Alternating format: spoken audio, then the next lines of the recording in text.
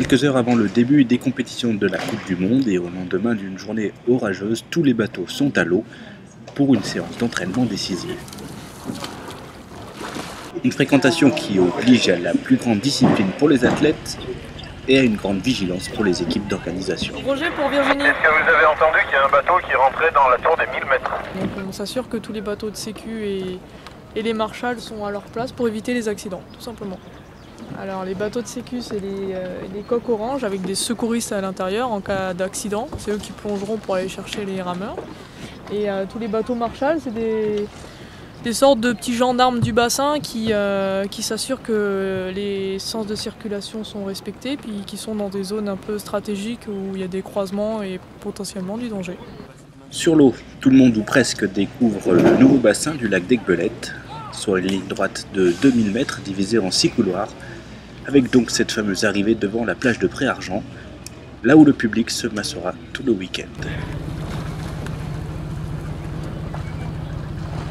À domicile, l'équipe de France, elle aussi, donne ses premiers coups de rame sur ce bassin, en se réjouissant d'avance de cette nouvelle configuration et en espérant pouvoir y briller par les résultats.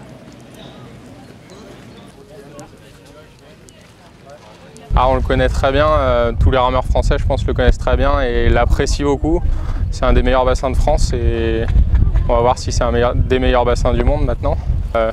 On découvre à peine le nouveau bassin mais le cadre est toujours le même, c'est magnifique et avec la nouvelle configuration c'est vrai que le public est beaucoup plus près et ça peut être vraiment bien de faire des courses ici. Du haut de ses 22 ans, Julie Maréchal connaît, elle, le lac par cœur. Et pour cause, elle est née à Chambéry et est licenciée au club d'Aiguebelette. C'est sur mon lac, donc c'est une chance. Et ça me fait quelque chose parce que je le connais. Et j'aimerais réussir toutes mes courses. Ça fait bizarre de voir tous ces pays étrangers, de voir du monde, de voir toutes les tentes. C'est impressionnant. Et je suis vraiment pressée de faire ma première course. En tant que locale de l'étape, Julie aura encore un peu plus la pression sur ce week-end, consciente qu'il faut ici se faire remarquer pour avoir une chance d'être sélectionnée pour les championnats du monde de 2015. Notre objectif à toutes, on le sait très bien, c'est 2015. Mais après, on reste concentré sur notre objectif là actuel de la Coupe du Monde et on travaille tous les jours pour être plus performante et présente en 2015.